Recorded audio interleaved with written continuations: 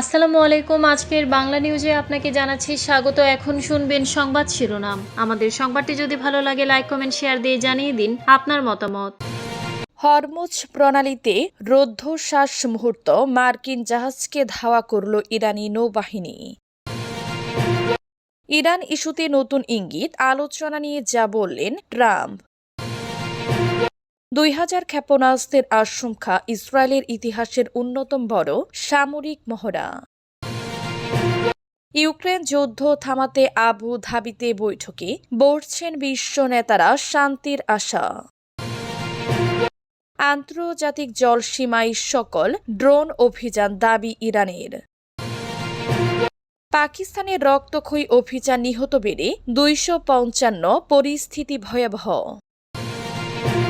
Hormuz প্রণালীতে যুক্তরাষ্ট্রের জাহাজকে ধাওয়া করল ইরানি নৌবাহিনী। বৈশ্বিক বাণিজ্যের জন্য কৌশলগতভাবে অন্তত গুরুত্বপূর্ণ হরমুজ প্রণালীতে যুক্তরাষ্ট্রের পতাকাবাহী একটি তেল ট্যাঙ্কারকে ধাওয়া করে ইরানের নৌবাহিনী। তবে শেষ পর্যন্ত মার্কিন যুদ্ধ জাহাজের পাহারায় ট্যাঙ্কারটি আটকের হাত থেকে পালিয়ে নিরাপদ স্থানে চলে যেতে সক্ষম হয়। মঙ্গলবার মার্কিন কর্মকর্তাদের বরাত দিয়ে প্রতিবেদনে বলা হয়, হরমুজ প্রণালীতে প্রবেশের সময় ইরানি নৌবাহিনীর 3টি সশস্ত্র স্ট্রেনা স্পিরিটিভ নামে মার্কিন ওই ট্যাঙ্কারটির গতিরোধ করার চেষ্টা করে। সমুদ্র নিরাপত্তা বিশ্লেষক সংস্থা ভ্যানগার্ড টেক তাদের গ্রাহকদের পাঠানো বার্তায় জানায়, 50 ক্যালিবার মেশিনগান সজ্জিত ইরানের অন্তত 6টি স্পিডবোট মার্কিন জাহাজটিকে ঘিরে ফেলে। এ সময় ইরানি সেনারা ট্যাঙ্কারটি নাবিকদের ইঞ্জিন বন্ধ করার নির্দেশ দেন ও জাহাজে ওঠার প্রস্তুতি নেন। তবে ট্যাঙ্কারটি ক্যাপ্টেন নির্দেশ অমান্য করে দ্রুত গতি বাড়িয়ে দেন। ইরানের সঙ্গে আলোচনা নিয়ে যা বললেন ট্রাম্প। মার্কিন প্রেসিডেন্ট ডোনাল্ড ট্রাম্প জানিয়েছেন, যুক্তরাষ্ট্র বর্তমানে ইরানের সঙ্গে আলোচনা টেবিলে আছে। হোয়াইট হাউসে সাংবাদিকদের সঙ্গে আলাপকালে তিনি এ কথা জানান। তবে আলোচনার বিষয়ে বিস্তারিত কোনো তথ্য প্রদান করেননি ট্রাম্প। আরব সাগরে মার্কিন বিমান বাহিনী রণতরী ইউএসএস আব্রাহাম লিঙ্কনের দিকে ধেয়ে আসা ইরানি ড্রোন ভূপাতিত করার দাবি করেছে যুক্তরাষ্ট্র। এ ঘটনার পরপরে ট্রাম্পের এই কথা জানালেন প্রেসিডেন্ট ট্রাম্প। বলেন, ইরান আগে একটি সুযোগ পেয়েছিল যা সফল হয়নি এবং পরবর্তীতে যুক্তরাষ্ট্র অপারেশন মিডলাইট হ্যামার পরিচালনা করে। তিনি বিশ্বাস করেন ইরান সেই ঘটনার পুনরাবৃত্তি চায় না এবং তারা এখন আলোচনার পক্ষে। এদিকে ইরানের পররাষ্ট্র মন্ত্রণালয় মঙ্গলবার নিশ্চিত করেছে, যুক্তরাষ্ট্রের সঙ্গে আলোচনার প্রস্তুতি চলছে এবং আগামী কয়েকদিনের মধ্যে এই বৈঠক অনুষ্ঠিত হতে পারে। মন্ত্রণালয়ের মুখপাত্র ইসমাইল বাঘাই জানিয়েছেন, আলোচনার স্থান নির্ধারণের জন্য বর্তমানে পরামর্শ চলছে। চূড়ান্ত হওয়া মাত্রই তা ঘোষণা করা হবে। এর আগে হোয়াইট হাউসের মুখপাত্র ক্যারোলিন লেভিট জানিয়েছেন যে মার্কিন বিশেষ দূত স্টিভ উইটকফ চলতি সপ্তাহের শেষ দিকে ইরানি প্রতিনিধিদের সঙ্গে কথা বলবেন। ধেয়ে আসতে পারে ইরানের 2000 ক্ষেপণাস্ত্র, ইসরায়েলের বিশাল সামরিক মহড়া। ইসরায়েলি শহরগুলিতে ইরানের সম্ভাব্য 2000 মিসাইল হামলার প্রেক্ষাপটে বড় ধরনের সামরিক মহড়া সম্পন্ন করেছে ইসরায়েলি সেনাবাহিনী। দেশটির প্রভাবশালী সংবাদ মাধ্যম মারিফের বরাতে জানা গিয়েছে, সাম্প্রতিক সময়ের মধ্যে এটি ছিল দেশটির হোম ফ্রন্ট কমান্ডের সবচাইতে বড় মহড়া। মঙ্গলবার অনুষ্ঠিত এই অনুশীলনের মূলত ইরানি ক্ষেপণাস্ত্রের আঘাতে জনবহুল শহরের বহুতল ভবন ধসে পড়া এবং সেখান থেকে হতাহতের উদ্ধারের কৌশল ঝালিয়ে নেওয়া হয়। তেল আবিবের দক্ষিণে ঝিকিম সামরিক ঘাঁটিতে আয়োজিত এই মহড়ায় উদ্ধারকারী ব্রিগেডের শত শত সেনা ও কমান্ডার অংশ নেন। রাত 2টা থেকে শুরু হওয়া এই বিশেষ অনুশীলনী বেসরকারি উদ্ধারকারী দল এবং হোম ফ্রন্ট কমান্ডের শীর্ষ কর্মকর্তারাও উপস্থিত ছিলেন।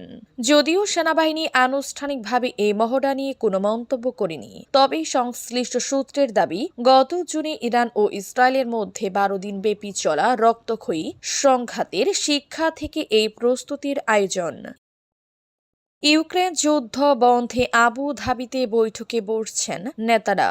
4 বছর ধরে চলা যুদ্ধ বন্ধে ইউক্রেন, রাশিয়া এবং মার্কিন যুক্তরাষ্ট্রের আবু ধাবিতে বৈঠকে বসছেন নেতারা। দ্বিতীয় বিশ্বযুদ্ধের পর ইউরোপে মারাত্মক সংঘাতের অবসান ঘটাতে বেশ কয়েক দফা বৈঠক হলেও কূটনৈতিক প্রচেষ্টা ব্যর্থ হয়েছে। তবে আলোচনা আগে ইউক্রেনে একটি বিশাল ড্রোন এবং ক্ষেপণাস্ত্র হামলা এবং শক্তি গ্রিডে আঘাত এনেছে মস্কো। বর্তমানে সেখানে তীব্র শীত অনুভূত হচ্ছে। হামলার প্রতিক্রিয়ায় স্থানীয় সময় মঙ্গলবার 3 ফেব্রুয়ারি ইউক্রেনের প্রেসিডেন্ট ভলোদিমির জেলেনস্কি বলেছেন, এই ধরনের প্রতিটি রাশিয়ান হামলা নিশ্চিত করেছে মস্কোর মনোভাব পরিবর্তিত হয়নি। তারা যুদ্ধ এবং ইউক্রেনের ধ্বংসের উপর বাজি ধরে চলেছে এবং তারা কূটনীতিকে প্রচেষ্টাকে গুরুত্ব দেওয়া হয় না। তবে যে কোনো চুক্তির পূর্ব শর্ত হিসেবে মস্কো দাবি করছে কিয়েভ ডনবাসের কিছু অংশ থেকে তার সৈন্য প্রত্যাহার করবে, যার মধ্যে বিশাল প্রাকৃতিক সম্পদের উপরে অবস্থিত শক্তিশালী শহরগুলো। সেই সাথে এটি রাশিয়ার সম্পদ বলেও আন্তর্জাতিক স্বীকৃতিও চায় মস্কো। আন্তর্জাতিক জলসীমায় সফল ড্রোনের অভিযানের দাবি ইরানের। আন্তর্জাতিক জলসীমায় মার্কিন আগ্রাসনের খবরের মধ্যে সফলভাবে অভিযান সম্পন্ন করেছে ইরানের সশস্ত্র বাহিনীর টহল ও নজরদারি ড্রোন। মঙ্গলবার ইরানের রাষ্ট্রীয় সংবাদ সংস্থা ফারস নিউজ এবং তাসনিম নিউজ এজেন্সির প্রতিবেদনে এ তথ্য জানানো হয়। সংবাদ মাধ্যমগুলোর দাবি, প্রতিবেশী অঞ্চলগুলিতে সামরিক গতিবিধি পর্যবেক্ষণে নিয়মিত এবং আইনি প্রক্রিয়ার অংশ হিসেবে এই ড্রোনটি মোতায়েন করা হয়েছিল। তাসনিম নিউজ এজেন্সিকে দিয়ে এক সাক্ষাৎকারে সংশ্লিষ্ট সূত্র নিশ্চিত করেছে ড্রোনটি ছিল শাহেদ 129 মডেলের। পশ্চিমা গণমাধ্যমে মার্কিন রণতরী ইউএসএস আব্রাহাম লিঙ্কন এর উপর ইরানি ড্রোন ভূপাতিত করার দাবি করা হলেও তেহরানের পক্ষ থেকে বলা হয়েছে সফলভাবে শেষ করে কমান্ড সেন্টারে প্রয়োজনীয় ছবি ও ফুটেজ পাঠাতে সক্ষম হয়েছে। তবে পরবর্তীতে ড্রোনটির সাথে যোগাযোগ বিচ্ছিন্ন হয়ে যাওয়ার কথা স্বীকার করেছে তেহরান। এই সংযোগ বিচ্ছিন্ন হওয়ার কারণ খতিয়ে দেখা হচ্ছে এবং তদন্ত শেষ হলে বিস্তারিত জানানো হবে বলে জানানো হয়েছে। পাকিস্তানি নিরাপত্তা বাহিনীর অভিযানে নিহত বেড়ে 255।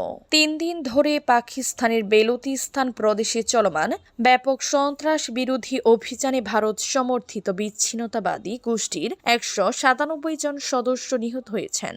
একই সময় নিরাপত্তায় দায়িত্ব পালনকালে নিহত হয়েছেন অন্তত 22 জন পাকিস্তানি সেনা।